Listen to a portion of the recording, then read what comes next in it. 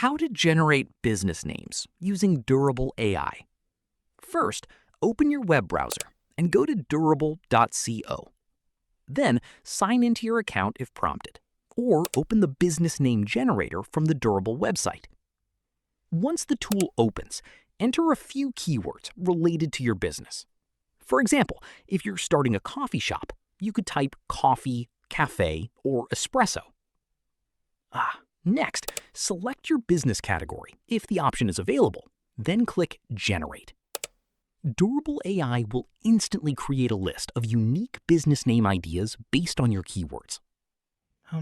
Scroll through the suggestions and choose the name you like best. If you want more ideas, change your keywords or click Generate again to receive a new list.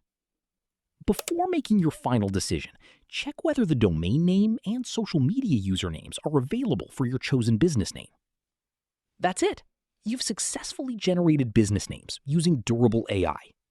If this tutorial helped, don't forget to like this video, subscribe, and hit the notification bell for more AI tutorials, business tips, and easy tech guides.